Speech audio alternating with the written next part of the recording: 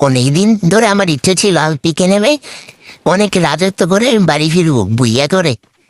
আমি নামটি পেয়ে যাই একটা মাথা মোটা গান আর একটা হলুদ গুগলার গান। সামনে দিকে একটা এনিমি ওখান থেকে লুট বক্স করছিল।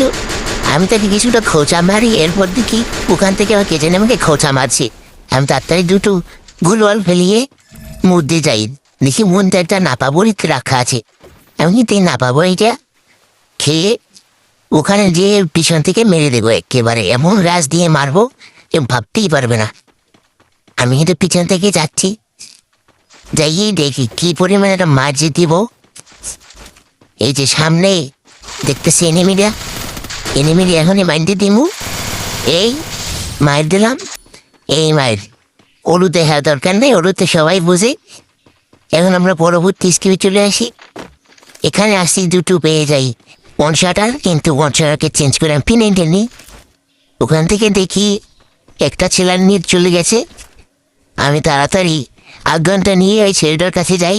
মনে হয় ছেলেটার মা ওকে কানপাশে দিয়ে থাপ্পড় দিয়া মোবাইলটা নিয়ে গেছে। আমি ওকে কিছু লোল টোল খাইয়ে আমি কিন্তু ওকে অজ্ঞান দিয়ে একটু ধোলাই মেরে দিই। ওকে ধোলাই মারার কষ্ট না শুইতে পারে, ওখানে দেখি একটা আবার স্বাস্থ্য ভাই আসে আমাকে টুকি করছে, ওকেও মেরে দিই। সামনে গিয়ে কিছুটা লুট করে এনার্জি সংগ্রহ করি।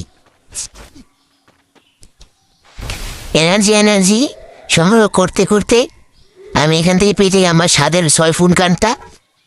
সেটা কিন্তু আমি এখন নেব। ওখান থেকে দেখি আবার এক ছেলে চুরি করে পালাচ্ছিল, কানে কানে দুটো থাপ্পড় মেরে দিই। ওই ক্যাংরা কাঠি স্বাস্থ্য ভাই আবার ওখান থেকে ল্যান্ডিং করতেছিল। আমি আবার ওকে মারতে যাচ্ছিলাম। মারতে যাওয়ার সময় ওকে তো মেরেই ছাড়বো, শালা আমাকে ড্যামেজ দে। এখান থেকেই তো দেখছিলাম নামে কই গেল। এই যে সামনে মনে হয় আসে, দেখি পাইনি। বুঝবি গাছের গোড়ায় মানুষ ওরে অত্যাচার করার গিয়ে সামনে একটা গুলওয়াল মাকড়সা, তারপর এক শট, তারপর যা হয় সেটা তোমরা নিশ্চয়ই গিয়ে দেখতেছো। আর কিছু বলার দরকার নেই।